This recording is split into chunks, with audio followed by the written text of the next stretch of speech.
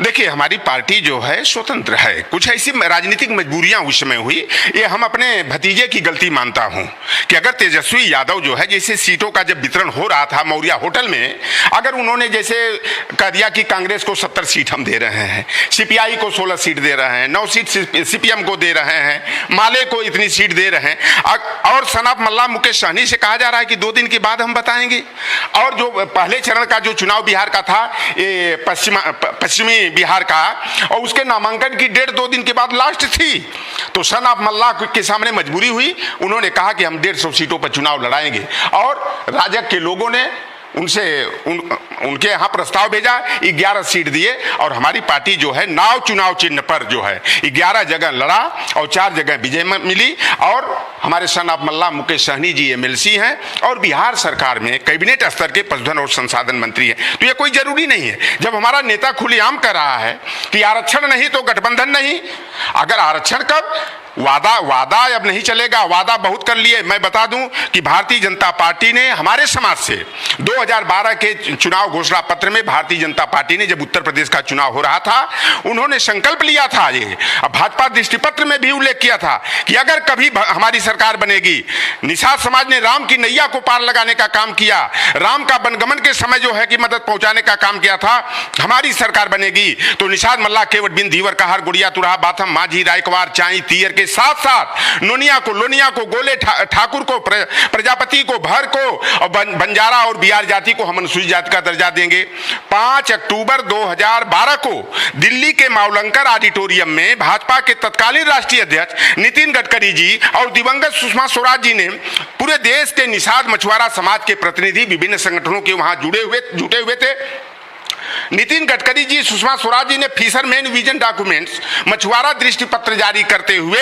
यह संकल्प लिया था कि 2014 में हमारी सरकार बनेगी तो हम आरक्षण की विसंगति को दूर करके पूरे देश के निषाद मछुआरा समाज की जातियों को एससी या एसटी का हम दर्जा देंगे। और एक बात बता देना चाहता हूं कि देश की केंद्रीय राजधानी दिल्ली का मल्ला अनुसूचित जाति में है, पश्चिम बंगाल का झालो मालो जलिया नाम शुद्ध पटनी केवट कैवर्ता चाई बरचाई मल्ला केवट बिंद अनुसूचित जाति में है।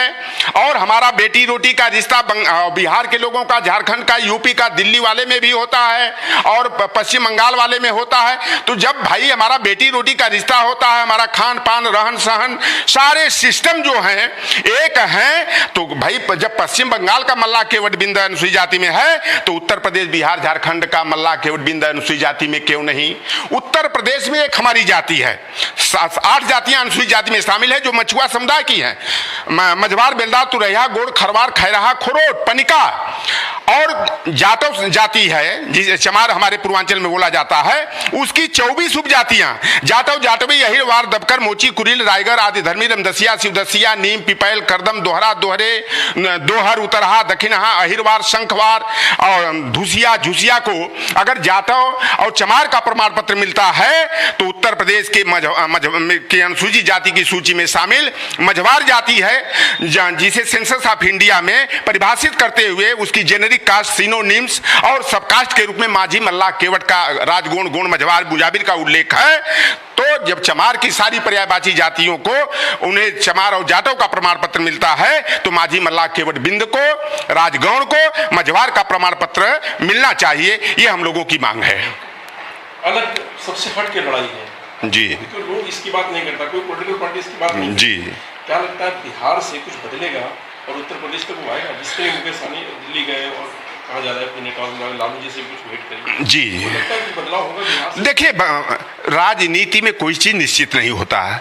कब कोई दोस्त दुश्मन बन जाएगा और दुश्मन दोस्त बन जाएगा, ये राजनीति में बदलाव होते रहते हैं। और उस समय परिस्थितियां तेजस्वी यादव अगर पैदा नहीं किए होते तो आज तेजस्वी यादव बिहार के कम से कम 180 का आंकड़ा, मैं भी जो है भाई अंडरग्राउंड रिपोर्टिंग मैं भी करता हूं, हम लोग भी सामाजिक समीकरणों को तलाशते हैं और राजनीतिक माहौल को परखते हैं। मैं पत्रकारिता पृष्ठभूमि से ही निकल करके आया हूं, तो वहां आंकड़ा हम लोगों का था कि 180 से 188 सीट जो है महागठबंधन जीतेगा। लेकिन सनाफ मल्ला मुकेश सहनी को जो दरकिनार कर दिया गया, ना पता उनको कौन सलाह दे दिया। जैसा उत्तर प्रदेश में भी बड़े बड़े सलाहकार हैं, इस समय देख रहे हैं खूब चुन्नी वाले आ रहे हैं और खूब और रामनामी दुपट्टा लेकर के लोग आ रहे हैं और 351 प्लस की सरकार बनाएंगे। जमीन पर कुछ और कार्यालय में कुछ, कार्यालय से जो है कि हम सरकार नहीं बनाएंगे, सरकार बनाने के लिए हमें सड़कों पर उतरना पड़ेगा। और मुकेश सहनी जी ने साफ कर दिया है कि आरक्षण नहीं मिला हमारे समाज को। और मैं भी कहता हूं कि शीतकालीन सत्र में अगर केंद्र की सरकार ने, अब तो डबल इंजन की सरकार है भाई, उत्तर प्रदेश में भी सरकार है, विदेश में भी सरकार है, तो अब क्या है, जब सवर्ण जातियों को 10% आरक्षण जो संविधान के विरुद्ध जाते हुए, संविधान में जो है जातिगत आधार पर आरक्षण की व्यवस्था है और वहां पर आर्थिक आधार, आर्थिक पिछड़ेपन के आधार पर आरक्षण की व्यवस्था ही नहीं है, तो जब 48 घंटे के अंदर सामान्य वर्ग की जातियों को जो है 10% आरक्षण ईडब्ल्यूएस का दे दिया गया, तो हमारे जातियों को अनुसूचित जाति का आरक्षण 341 में 342 में संशोधन करके देने में देरी क्यों है? यही उत्तर प्रदेश के मुख्यमंत्री योगी आदित्यनाथ जी, एक आंदोलन हुआ था निषादों का, और कसरवल कांड, सहजनवा के बगल में कसरवल स्टेशन है और वहां पर अखिलेश निषाद हमारा लड़का इटावा का रहने वाला था, दलीपुर मरैया का, और वहां पर शहीद हो जाता है। और उस दिन योगी आदित्यनाथ जी 7 जून 2015 को कहते हैं कि निषादों का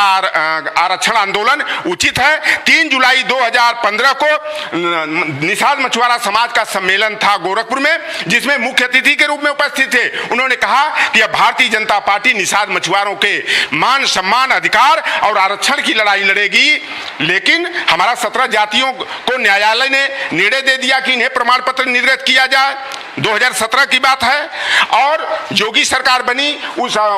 माननीय उच्च न्यायालय के निर्णय का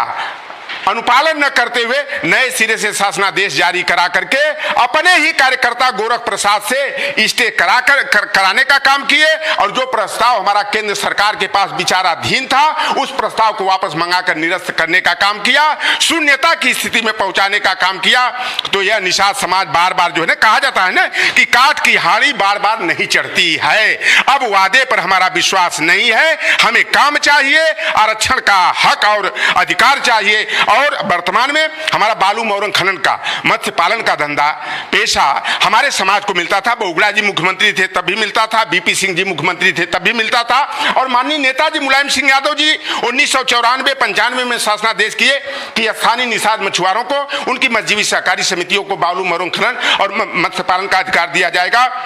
लेकिन ई टेंडरिंग की व्यवस्था करके योगी की सरकार ने